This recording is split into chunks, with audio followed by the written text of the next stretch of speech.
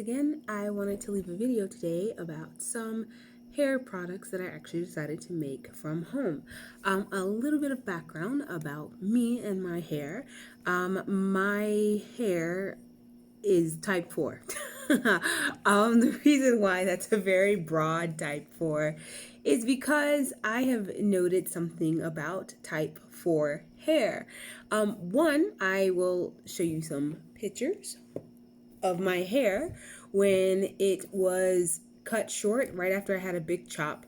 I noticed that I had these tiny little coils, probably about the size of a spring in a pen, or smaller in some cases, and larger depending on the part of my head. But I have noticed that as my hair has grown out, that characteristic remains the same, but the curls seem, I don't know, you could define it in many ways. So I don't want to be like, I'm type 4C, and then someone be like, no, you're not because of whatever. Yeah, so I don't want to get into all that. So point being is I categorize myself as definitely a type 4 with tight coils.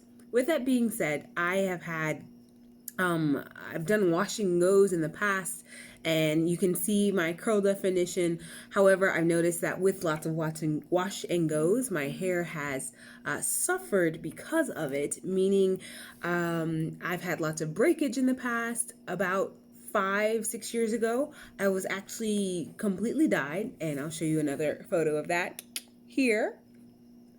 And what happened with that is it took me a year to get blonde because I decided to dye it myself with home kits. Secondly, once I dyed my hair, there were lots of split ends. So needless to say, I decided to cut my hair off.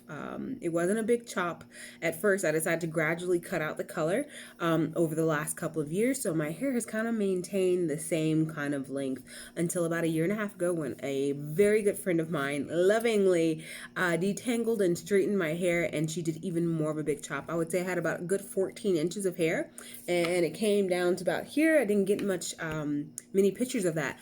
But I didn't need to cut out a lot because I had damage. So the colored hair finally grew out, but my hair that remained had damage. So I cut off a good 4 to 6 inches of hair. And I'll actually show you another picture of how that looked here. And that was my hair in a twist out. With that being said, I have always had an affinity for natural, homemade products because I always have the thought process. One, I live in Costa Rica, and there are black people here, but it's not like a huge mixed population like you find in the United States. So I was like, what if I can't find hair care products? I can't always have people do my drug runs. No, I'm joking. Hair care runs back and forth. I don't know when they'll be coming back. So then that means months at a time I may go without some of my favorite products. So my goal is to be able to know how to make my favorite products. With all of that said, I'm gonna fast forward. So I actually decided to make some gel and leave-in conditioner. I will say one of the products that I love to this day, but I don't have, that has always worked with my hair is Kinky Curly. The slip is phenomenal. It always had my curls on point. Like, what? I might have a little picture of that as well. But it's always looked great, and I've always loved how it looks. So I decided to make my own gel out of flaxseed, and I added honey and coconut oil and a little bit of a little bit of olive oil to it. And and I also added essential oils, and this is the final product. This and several other jars of it in my fridge. I used about 7 tablespoons of flaxseed, and it with 2.5 cups of water, and it yielded 3 containers of this portion size of gel. I also mixed it with aloe vera in one of my containers to make a leave-in conditioner.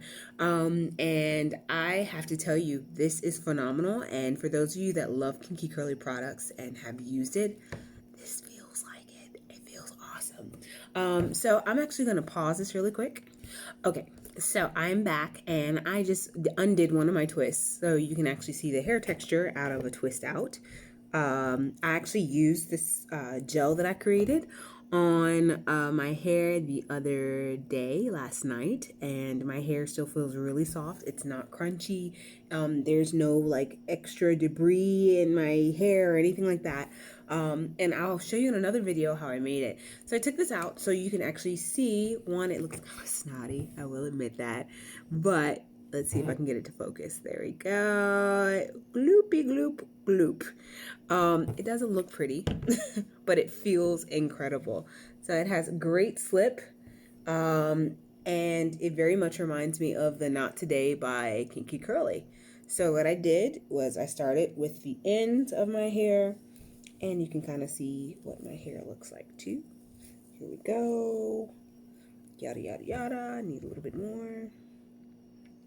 And I take it on up to the root. Sorry, that was loud. So, girl, it's gonna make your hair pop. Or if you're a guy, it's gonna make your hair pop. Look at those curls. Look at that. Those little coils, they're just saying hi. And that's exactly what my hair would do when I use Kinky Curly products. So, let's see. There you go. You can see that better. That's what it does to your curls. I will say previously I had, I don't have any other products in my hair except for what I've made. So, a couple of days ago, I actually put like olive oil with essential oils in it. My favorite essential oils, like patchouli and things of that nature. And I washed my hair after doing a deep conditioner that I also made, which I have another video. And that's kind of what it does to your curls. It really defines them. And so if you want to do a wash and go with this, you would absolutely be able to do that. And for me, in my case, I'm going to retwist this. I like to keep my hair in protective styles to protect it. And also, I'm going to actually link a video of how and where I got the recipe for this gel from. Like I said, I did add a couple of things, like a tablespoon of honey to it. I also added some olive oil in place of, you know, like I don't have jojoba oil and things of that nature, but I did olive oil. I love it. I use it. And I also use coconut oil. So I hope this will help. And I hope for those of you that love Kinky Curly, that it will also help you. Look at that. Shrinkage is a good thing. Yeah, so that'll dry in a moment. But I hope that this helps you all. Another natural hair care product that I recently made for hair growth is aloe vera gel. And I'm actually going to show you that in just a moment. Okay, so I have my aloe vera gel. So what I did is I actually got a whole aloe vera leaf, cut it open, put it in the blender, strained it, and it's very snotty as well, kind of the same consistency as the flaxseed, maybe a little bit looser. But anyway, I divided some of the aloe vera gel to make a leave-in conditioner with the flaxseed gel that I just showed you, and mix those two together with different ratios, half and half, half aloe vera gel, half of the flaxseed gel, and mix them together, and it works beautifully. The slippage is amazing, and my hair was thirsty and it absorbs it. For the rest of the aloe vera gel that I had, I actually put it in this little tiny bottle. Don't judge me. I reused hand sanitizer spray and cleaned it out real good, so there's no alcohol. I'm leaving recycling bottles. I'm saving the planet, y'all. But I did add this in there, the aloe vera gel. I mix it with some water and essential oils, and all I do is like spray my scalp with it, massage it in, and I put it in my fridge to preserve all of these. And y'all, it feels so soothing. It's like, it's like a refreshing rain, but one that you aren't afraid to run away from because it might mess up your twist out. It's more like refreshing, and it smells so good, especially when you add like your favorite essential oils to it. It's like peaceful and relaxing. And I've been massaging my hair with this.